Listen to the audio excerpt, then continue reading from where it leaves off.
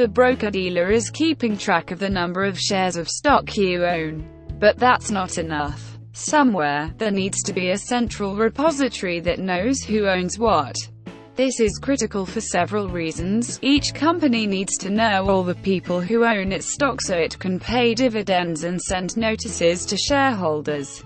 If all the "who owns that stock" information was held only by the broker-dealers, it would be very hard for companies to find all of its shareholders. If broker-dealers had to talk to each other to make every trade, it would complicate things and introduce the chance of error. By centralizing things, life is easier for everyone. If a broker-dealer were, for any reason, to go down or go out of business, some entity needs to know who owns what. In other words, there needs to be a backup system, separate from the broker-dealer, that knows who owns every single share of stock.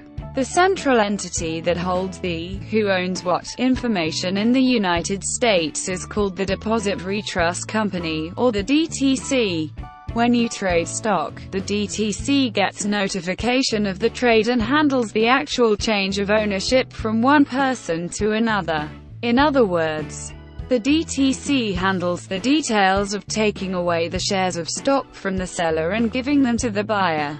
It also handles the movement of money between the broker-dealers for the buyer and seller. This process is called clearance, and it can take several days. Emergencies because broker-dealers hold all of your account information and your portfolio information on your behalf.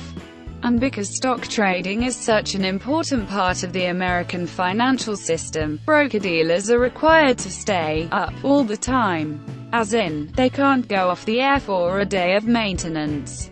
They can't go down if there is a power failure or a thunderstorm. They need to have extremely reliable, redundant systems that are always there when people need to trade. The same holds true for the stock exchanges and the DTC. Often, because of prudence and regulations, these organizations will go to great lengths to plan against emergencies.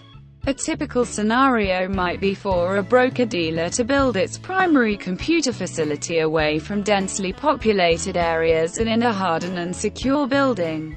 The building will have backup power generators and enough fuel to last for days if the power goes out. In addition, broker-dealers may have a backup facility located hundreds of thousands of miles away from the primary facility. This is done to handle full-scale catastrophes where something like an earthquake, eruption, or plane crash might destroy the primary facility. The primary and secondary facility may run in a totally synchronous mode, allowing switchover at a moment's notice.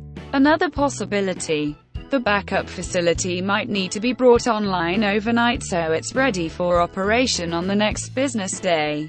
All of this redundancy is put in place to make sure that people will be able to trade no matter what happens.